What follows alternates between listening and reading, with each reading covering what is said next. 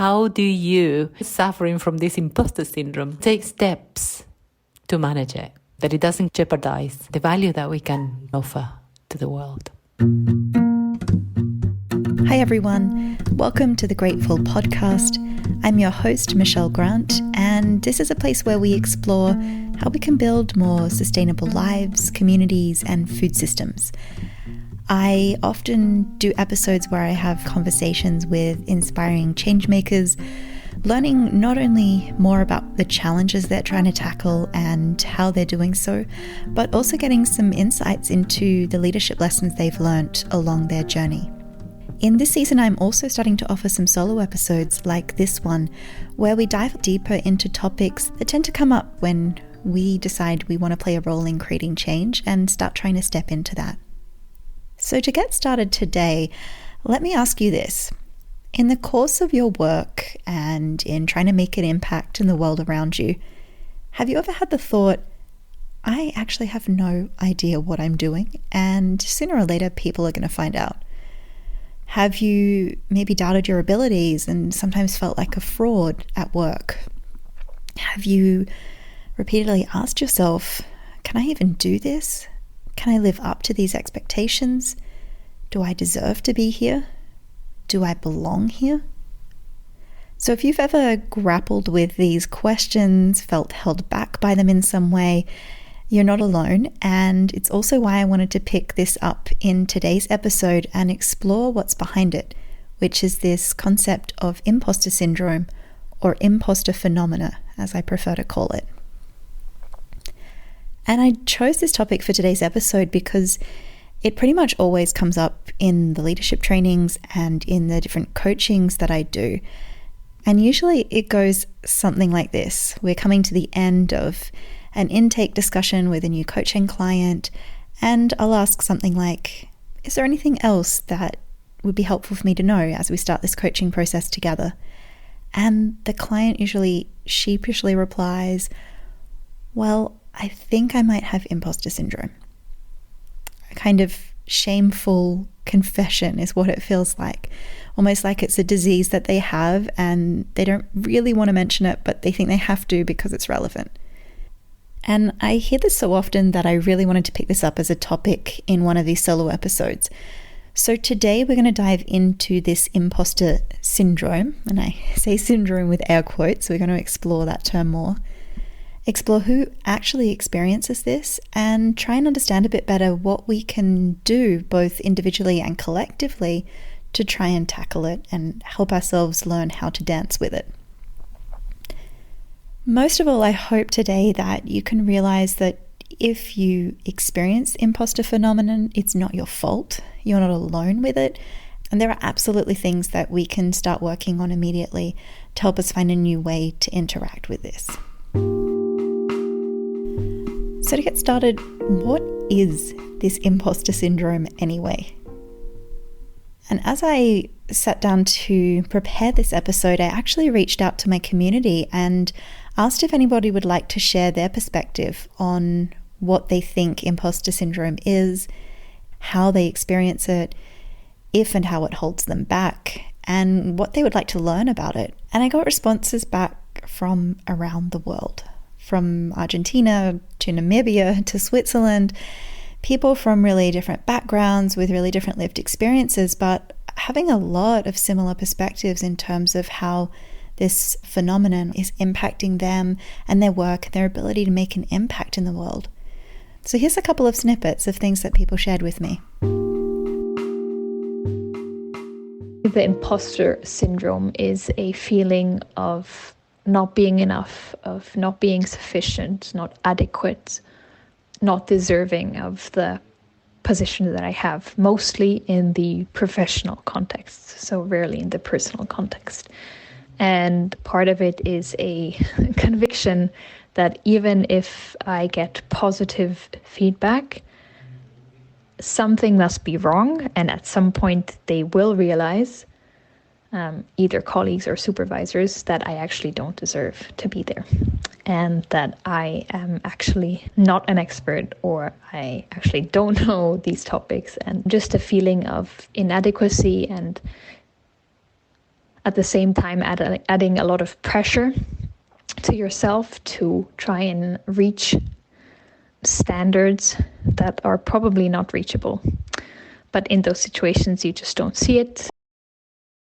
For me, imposter syndrome is when someone is fully prepared, fully capable of delivering a service, subject matter, presentation, whatever it is, and feels inadequate, feels nonetheless not good enough, but is all part of a different issue. It's not to do with lack of preparation or lack of capabilities. It's to do with belief that maybe they're not good enough. So these are the things we're dealing with when we talk about imposter syndrome. I've heard it defined as when other people's views of your competence exceed your own confidence, which is a nice, succinct way of saying it. Valerie Young, who is a researcher who did her PhD on imposter syndrome, defines it in the following way. Imposter syndrome is when you have a persistent belief in your lack of skills, intelligence, or competence, and you think that other people's praise and recognition is not deserved. You think that your achievements are normally due to chance or perhaps external factors. You doubt your ability to repeat past successes, and you often feel disconnected from your successes. And when something goes well or you are successful, you tend to feel relief rather than joy. Relief that you weren't found out, you got away with it this time. I think for me it shows up especially when I have to revise or go through my previous work or accomplishments or articles that I've written. When I read, I always get shocked. It's my work. So imposter syndrome is that combination of things. It's not just about having self-doubt. It's that self-doubt combined with feeling like a fraud, feeling like others perceive you to be more competent than you think that you actually are. And imposter syndrome often shows up for us in times of transition. So that might be stepping into a new role, taking on a new challenge, saying yes to a high-profile opportunity that comes your way. These are the times when imposter thoughts tend to rear their ugly heads. But when it comes to defining this and to the term itself, I actually prefer the term imposter phenomenon. And imposter phenomenon was the term that the researchers originally used when they defined this concept, and over time it's been changed into imposter syndrome. The problem I have with imposter syndrome is putting syndrome in it makes it sound very clinical. It makes it sound like a disease. It makes people feel like it's something that they have and it's their fault in some way.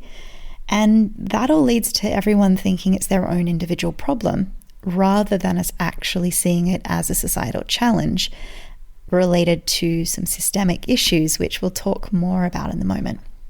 There's actually nothing wrong with you if you're suffering from it. It's not a disease. It's simply a phenomenon which is very common, and to tackle it, we need to have both empathy for ourselves and for others, and have a bigger picture of what's really going on. So who actually suffers from this imposter phenomenon? A lot of people believe that imposter phenomenon is something that primarily happens to women, something that mostly women are experiencing. But research actually shows that's not at all the case. The psychologist Gail Matthews estimates that more than 70% of people experience imposter thoughts at some point in their life, and that's across gender, race, and socioeconomic status. Now, here's the thing. The first study that was done on imposter phenomenon was back in 1978, and that's actually when the term was first coined. And that study only included women. And so that was really the beginning of the story that imposter phenomenon is something that infects or affects women. But actually, research has shown that imposter thoughts or imposter phenomenon shows up as often for men as it does for women.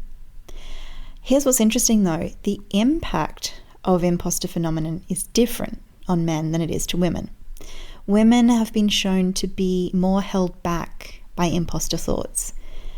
And this might be because women are more likely to internalize the doubts and questioning of themselves, which comes along with this phenomenon, and to ruminate on it and to have it impact their actions, the activities they do or don't engage with.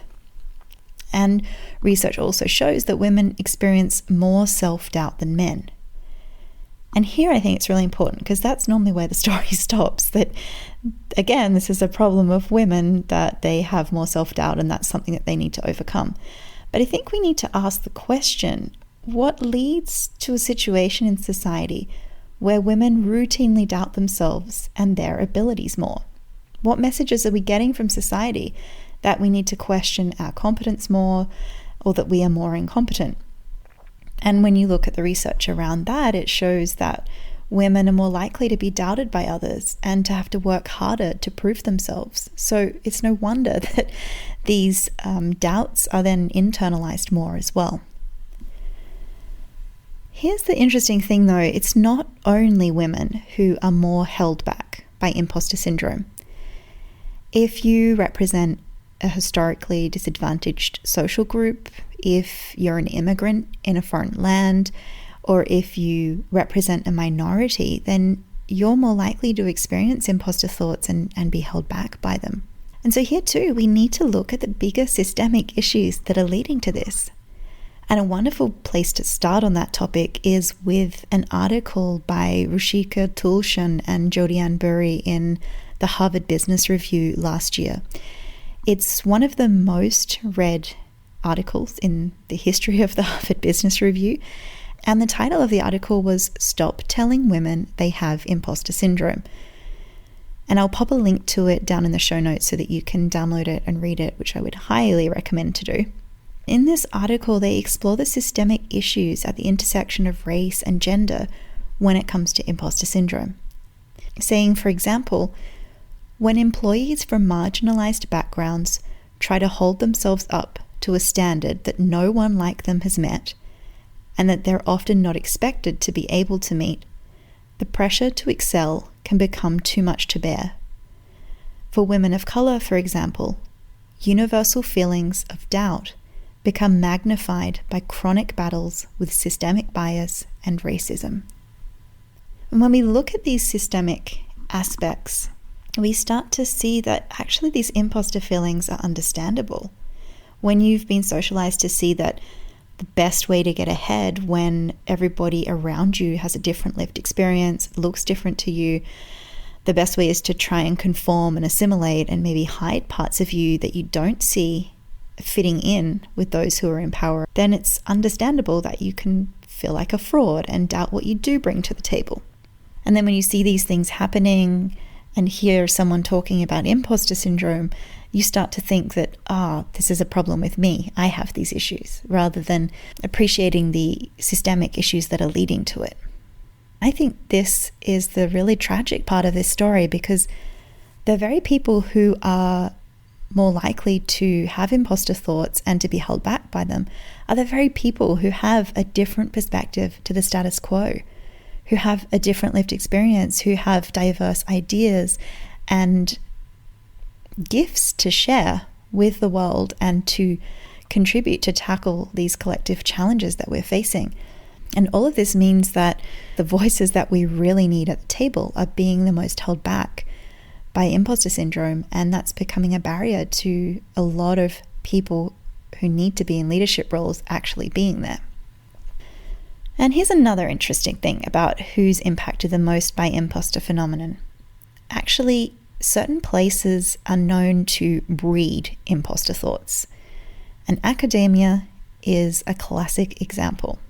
Academia is renowned for using complicated language and jargon to explain things, leaving people to feel intellectually excluded, even when the concepts that are being described aren't actually that complicated. In academia, you're surrounded by people who are extremely smart, and that makes it easy to question your own intelligence in comparison to those around you. Especially given the fact that academia really only focuses on one type of intelligence and one way of learning. And if you rely on any other forms of intelligence or have any other ways of learning, or any other forms of neurodiversity, then you immediately don't fit in with what is the status quo, and that leaves you questioning yourself and if you really belong there. The academic environment is notorious for being really competitive, where critiquing research is the norm, and that can really feel hostile and unwelcoming, and can really feed these doubts of questioning your own competence and questioning if you belong and questioning how people perceive you, especially if you have a different background to the status quo that surrounds you. And let's be honest, the academic hierarchy is still largely populated by people who fit a description that Brené Brown once used as pale, male, and Yale. And for anybody that doesn't tick at those boxes, then it's completely understandable that imposter thoughts come up.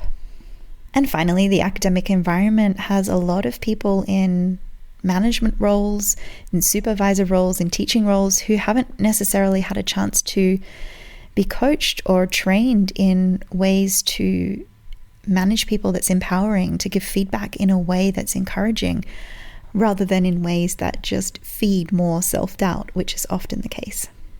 But it's not only academia that's a breeding ground for imposter syndrome. Anywhere where there's systemic bias, a lack of diversity and inclusion, it is really easy to understand in these settings that anyone who has a different lived experience to those in the current leadership quickly feel like they don't belong, and these healthy, normal self-doubts we have as humans combine with these fears of being a fraud and lead to people really being held back by these imposter thoughts. So now we know, imposter phenomenon is not something that's only experienced by women. It can be experienced by people across all race, gender, and socioeconomic groups. However, it does tend to hold women and those from historically disadvantaged groups back more, and there are systemic reasons for that.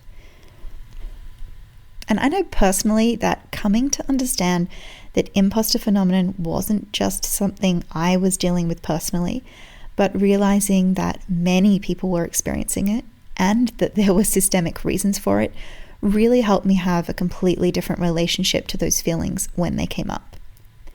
And actually, I first came across imposter phenomenon about 4 or 5 years ago when I was starting to write a book. I was working with a coach to try and overcome what I thought was writer's block. But after our first session together, she actually gave me a book on imposter syndrome. Because as she was listening to me describe what was coming up for me, what was getting in the way of me actually writing and sharing my voice, she could see the patterns of all of these things that are associated with imposter phenomenon. And so when I read this book, I was just fascinated by this concept and started to dive into it a lot more. And of course, seeing it come up so often in coaching clients also has just inspired me to kind of keep exploring ways that we can work with it. And the more that I learned about it, the more I could look back and see the places in my life where it had been holding me back or creating unnecessary suffering. For example, the time I got a new position, which had quite a lot of responsibility, and I was young, a woman, and a foreigner in the country taking it up. And I felt plagued by a lot of doubt about my capabilities, if the hiring committee had made the right decision, if I was going to live up to their expectations. And in response to that, just worked myself to the bone, trying to prove that, I could be capable, and found myself, dressing in a way that I thought professional women need to be dressing so that I would look the part. And all of these kind of really energy draining behaviors, which were probably not at all necessary. And in hindsight, I can look back at and more objectively see it didn't actually make logical sense. But at the time, it really had an impact on how I was living and working and what was going into me trying to make an impact. And the more I learned about it, I could also see that time when my team nominated me for a leadership award and I got into the finals, and I caught myself kind of quietly begging that I wouldn't win the award because I doubted if I really was qualified to get it, if I really deserved it. And if I did, then, wouldn't everybody see that actually I shouldn't have it at all? Again, objectively looking back, I see it differently. But at the time, it actually held me back from sharing more about the leadership practices I was engaging with that I'm actually passionate about seeing more of in the world. So those are just a couple of examples, and maybe you want to hit the pause button right now and just reflect in your own life. Where has imposter phenomenon shown up for you? How have you experienced it? And are there any ways that you see it holding you back at the moment? Holding you back from taking up roles that could be a good fit for you, from making an impact in the way you know you can, or from shifting and changing the status quo in the way that we need to.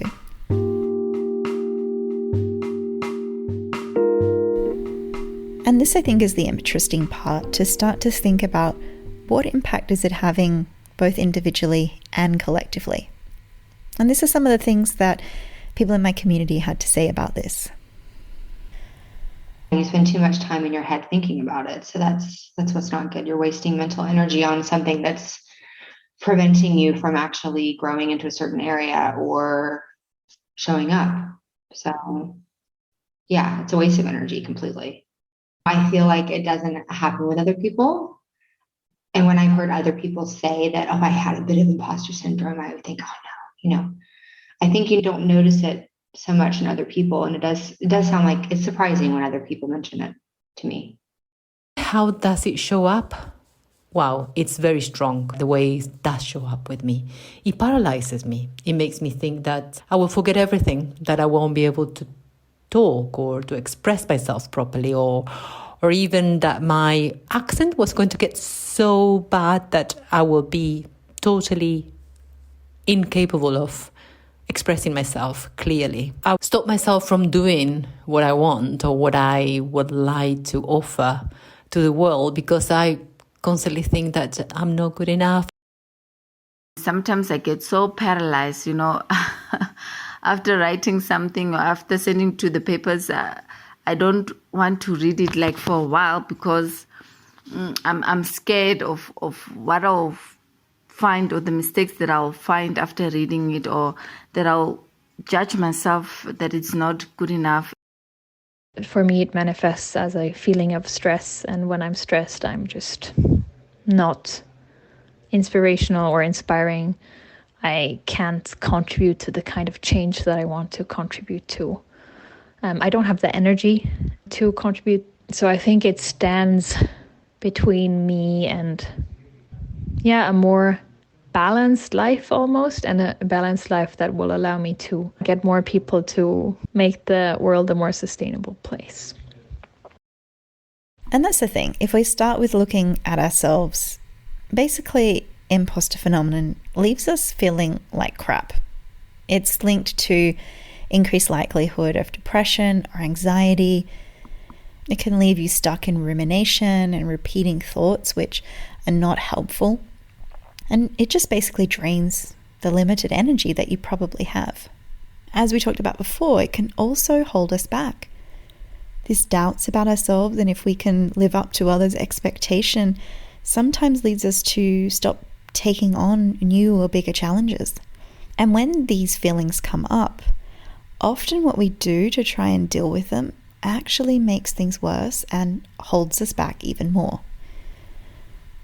One common thing that we typically do to try and manage imposter syndrome is to work ourselves to the bone to prove ourselves and to try and get external validation.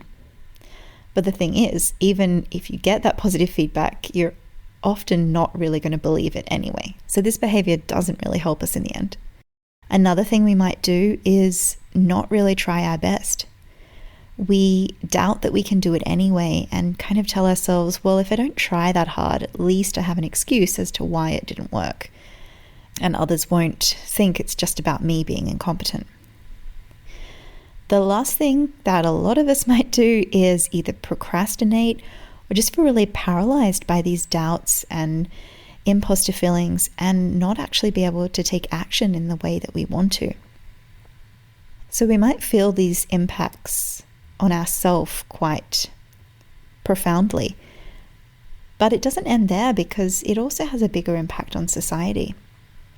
If we've faced disadvantages and are more likely to experience imposter phenomenon and be held back by it, then our perspective is less likely to be shared. We're less likely to take on new roles, take on new challenges, or really step into our full potential as a leader, because the action we take when we experience imposter phenomenon and the structural issues in the system around us are not really enabling us to step into our leadership potential.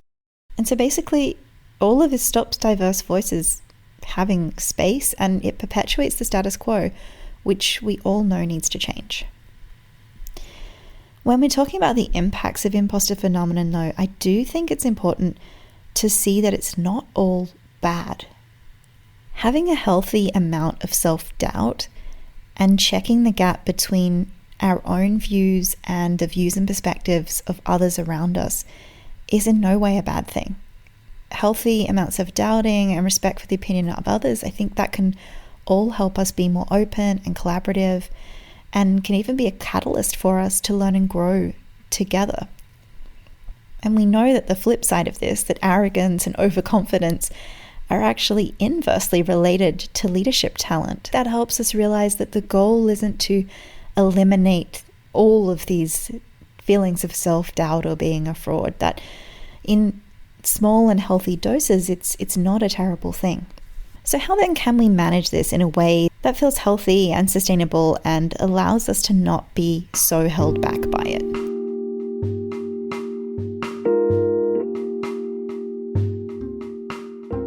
I think it's really important when we come to think about how to manage imposter syndrome that we move away from just seeing it as a problem of the individual to actually a systemic issue that we all need to tackle.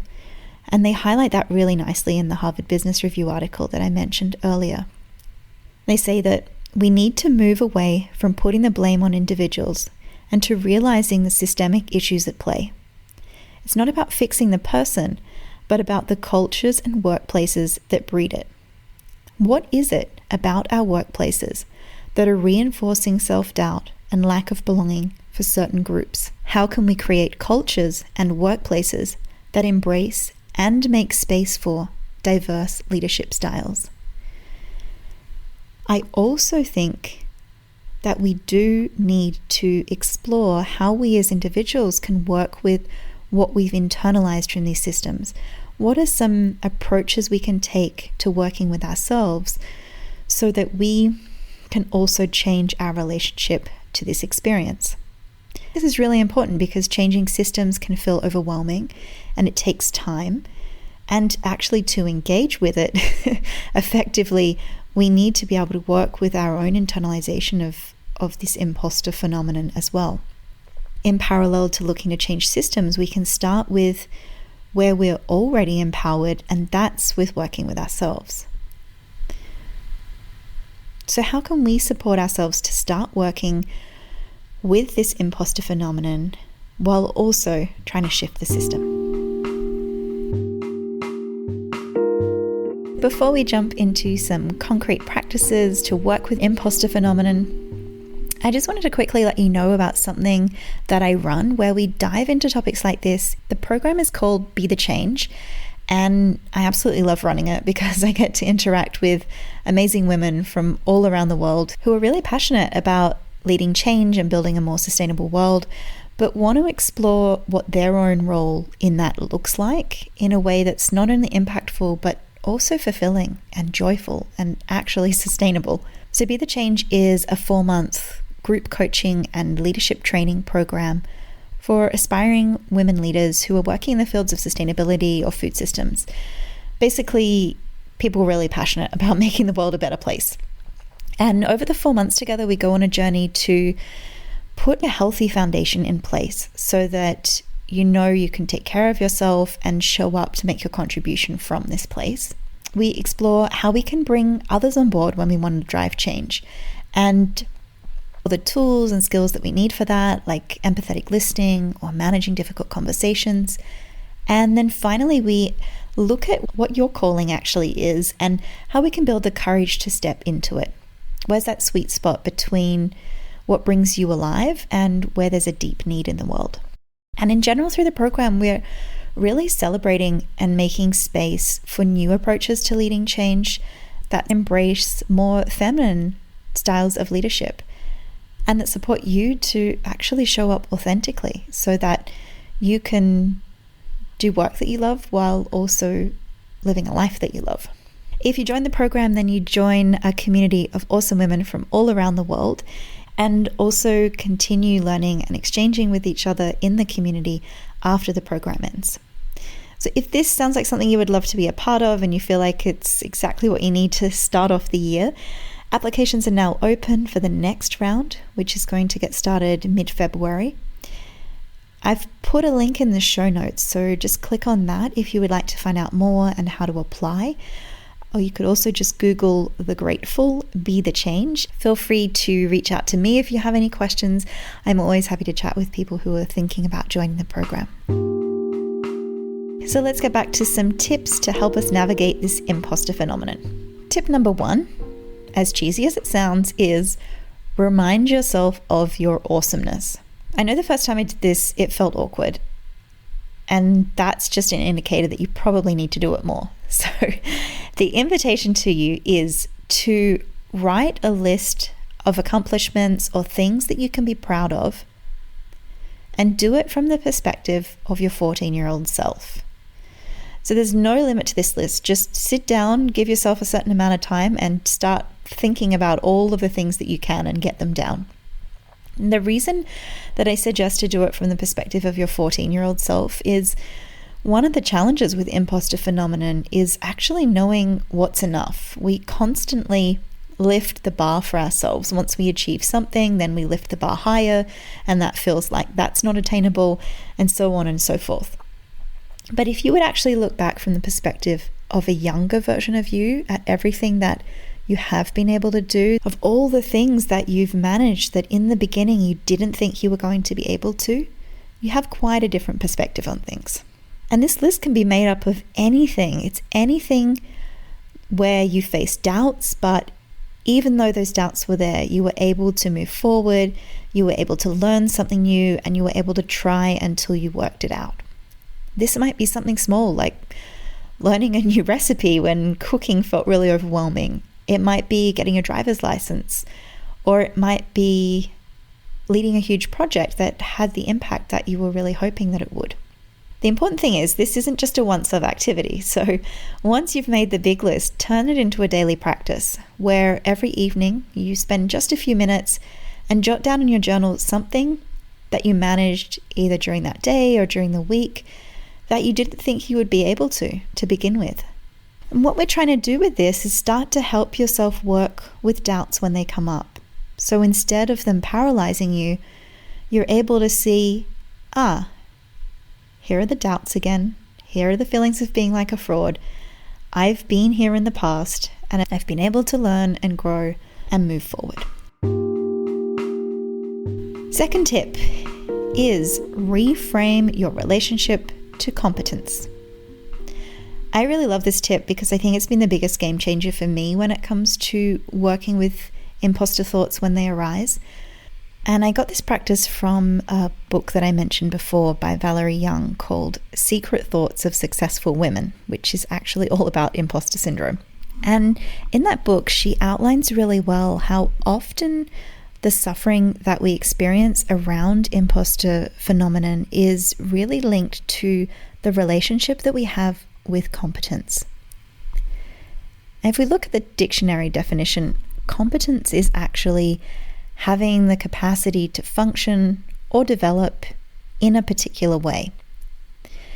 The challenge here is that we've often come to internalize that particular way part of that definition in a way that's not actually really healthy or realistic.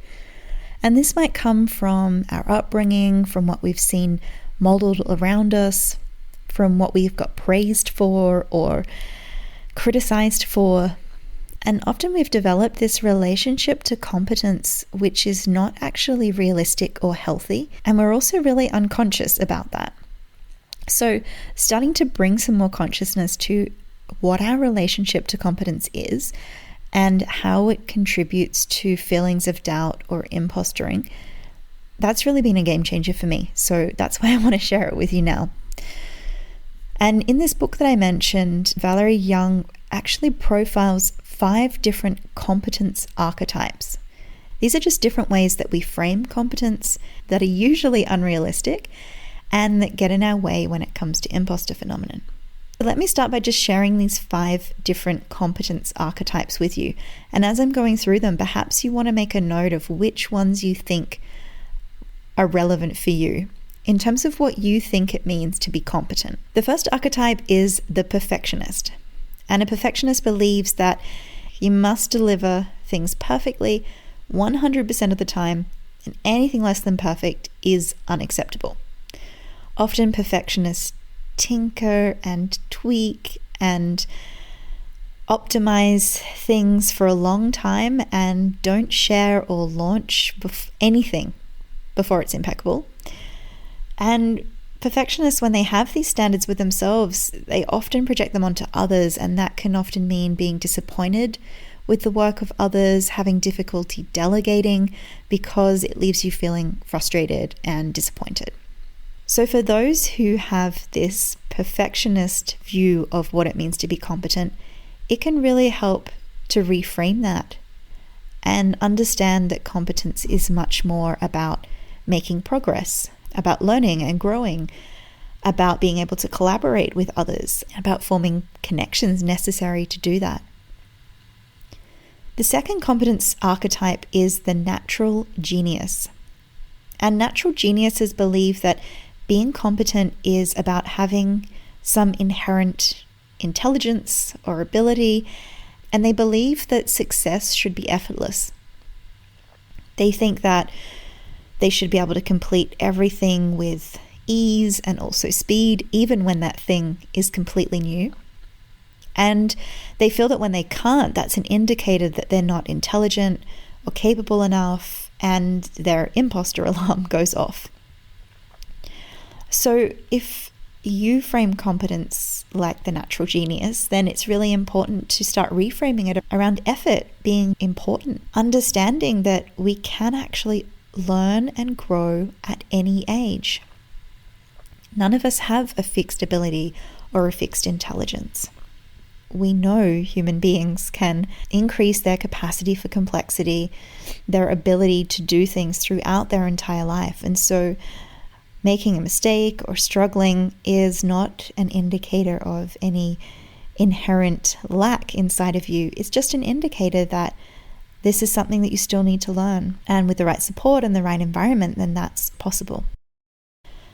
The third competence archetype is the expert.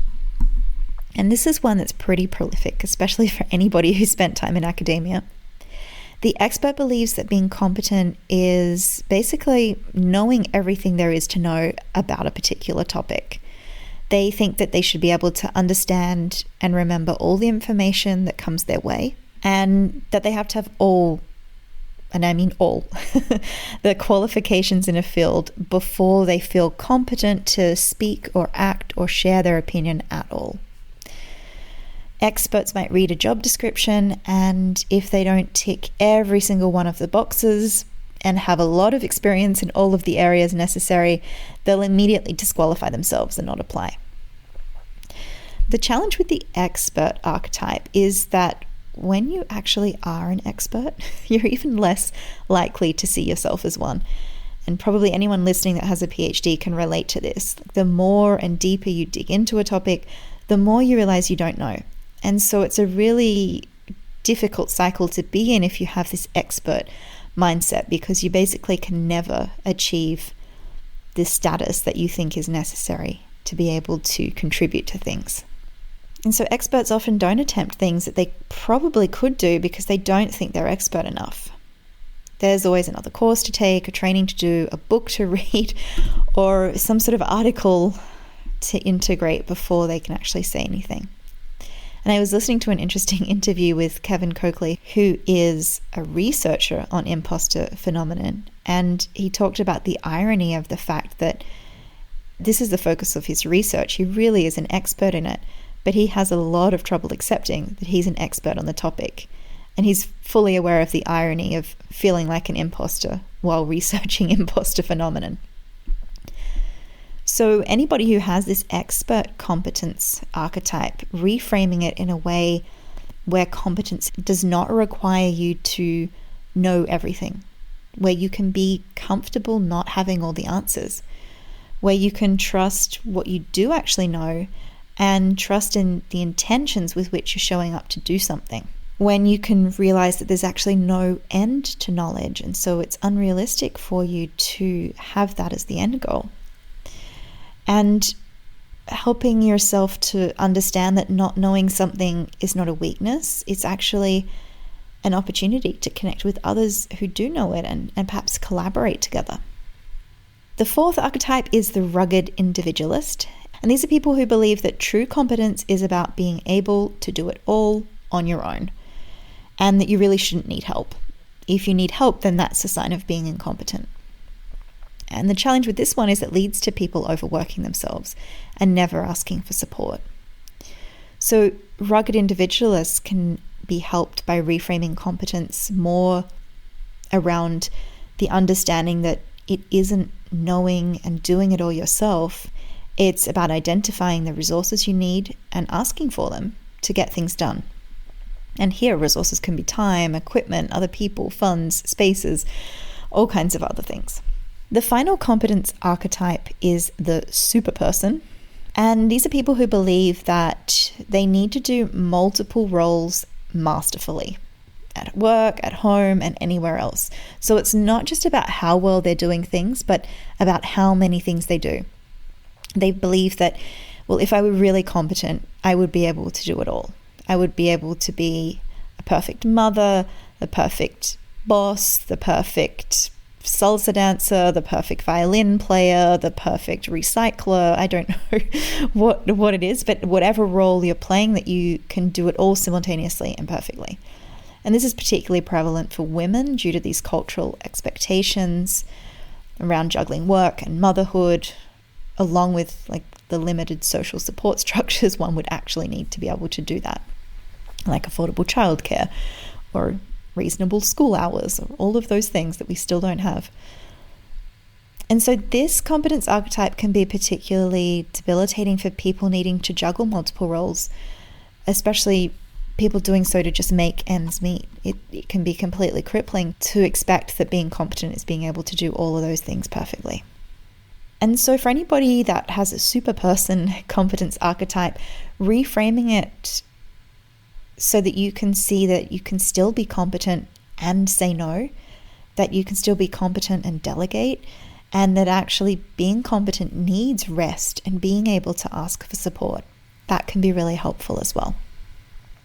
So as you heard all those different archetypes, which one do you think you have? The perfectionist, the natural genius, the expert, the rugged individualist, the super person, or perhaps some delightful combination of many of them, which I know was definitely the case for me. When I looked at this, I could see that the perfectionist and the expert were two narratives that were really strong for me around how I determined if I was competent or not. So I found myself doubting my competence whenever I didn't do something 100% perfectly, or whenever I didn't know the answers to all of the things. And so taking this challenge on and reframing what competence meant to me, I came up with the following statement. Competence is trying my best within healthy boundaries and learning something along the way.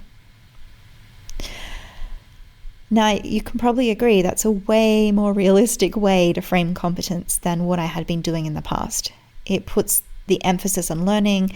It reminds me to try my best, but it also reminds myself what's enough so that I can keep some healthy boundaries.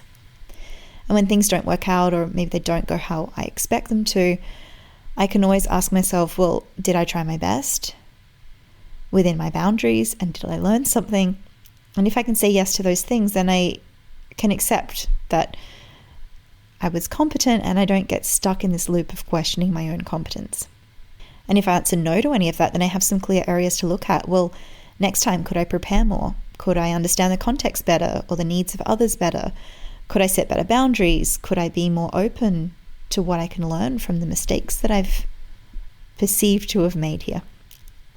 And basically all of these competence resets are just helping us to move our focus away from performance and more to things like enjoying the process. To move our focus away from holding knowledge already to actually be more interested in what we're learning and how we're learning. To move away from putting pressure on ourselves to look good to focusing on if we're trying our best and how we're showing up.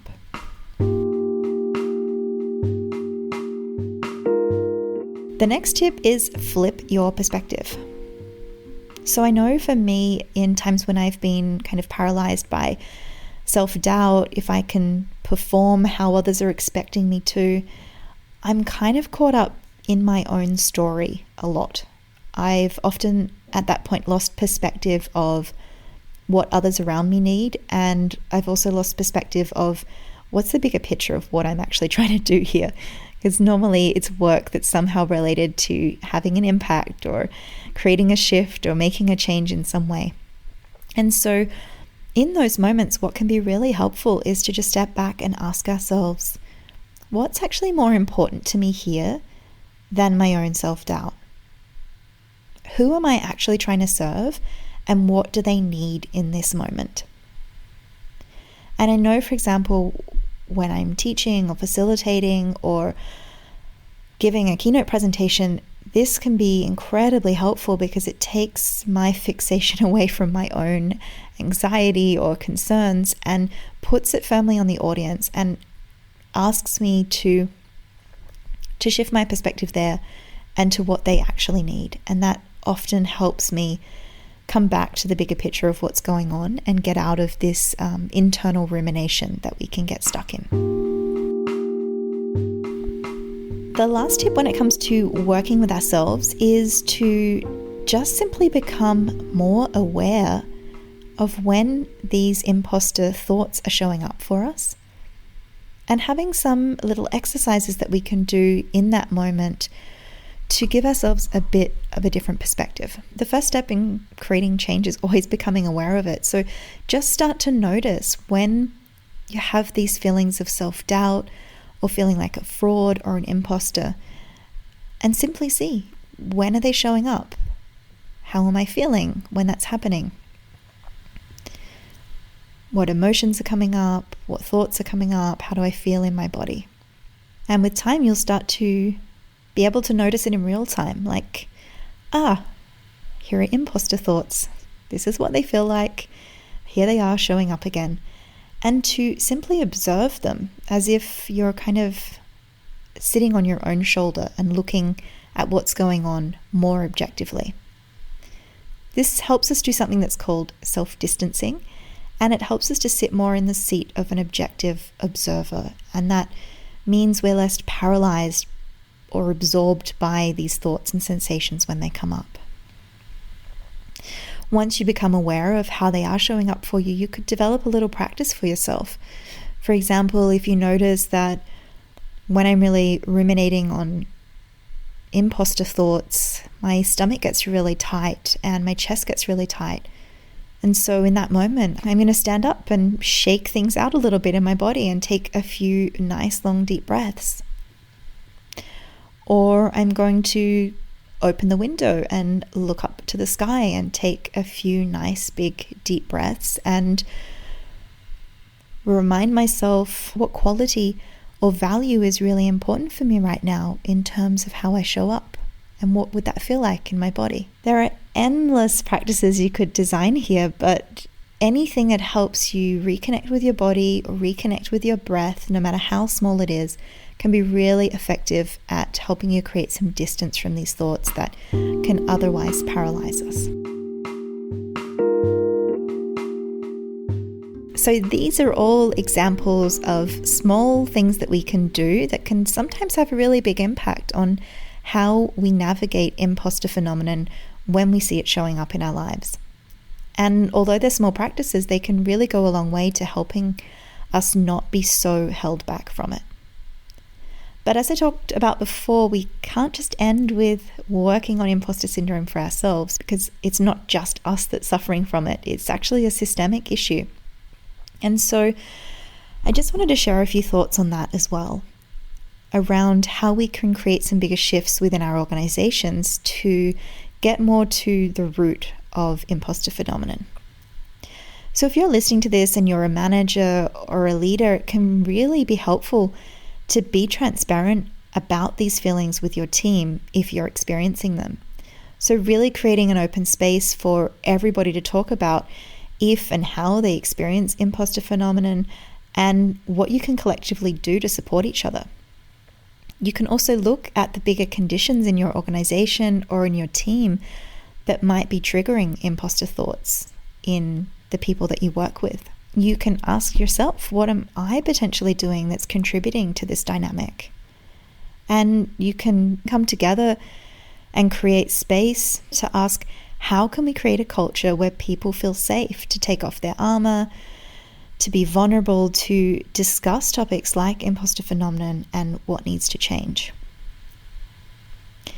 And I think imposter phenomenon is a really great indicator, in the sense that if there are really high levels of this in an organization, it's really a sign that it's time for larger changes, for a shift in the organization.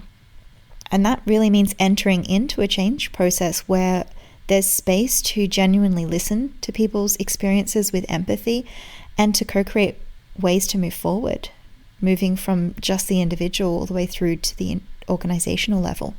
So I keep mentioning this HBR article which tackles this topic, but they actually wrote a really great follow-up piece which was about what we can do in our organizations to collectively tackle this issue. And they say that leaders must create a culture for women and people of color that addresses systemic bias and racism. Only by doing so can we reduce the experiences that culminate in so-called imposter syndrome among employees from marginalized communities. Or at the very least, help those employees channel healthy self-doubt into positive motivation, which is best fostered within a supportive work culture. And linked to that then is really widening the definition of leadership and the words we use to describe leaders. And this is something that we explore in the Be the Change program, because I think it's so important for us to shape for ourselves what relationship we have to the word leadership and what we want it to mean for ourselves if we're to step into it.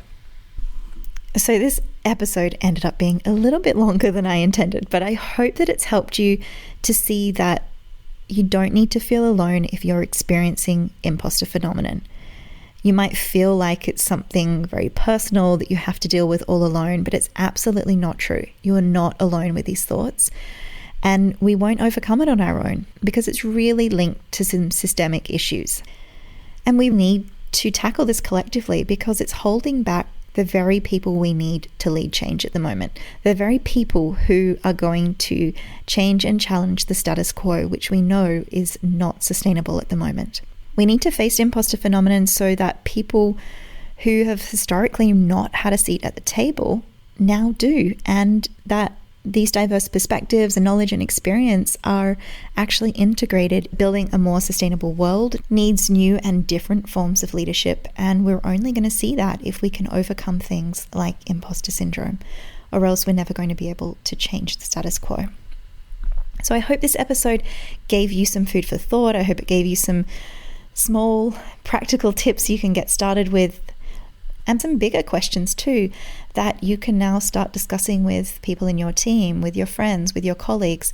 Because the first step is getting rid of the stigma and the shame around this topic and realizing that it's something so many people grapple with, and that's collectively holding us back from building a more ethical, sustainable, and even joyful future on this planet. Thanks so much for listening to this episode of the Grateful podcast. If you found it useful, please share it with a friend who you think could also use some support to explore imposter phenomenon. If there are any topics or challenges you're facing in your quest to lead sustainable change, please drop me an email at podcast@thegrateful.com. We'll try and get your questions answered on a future episode.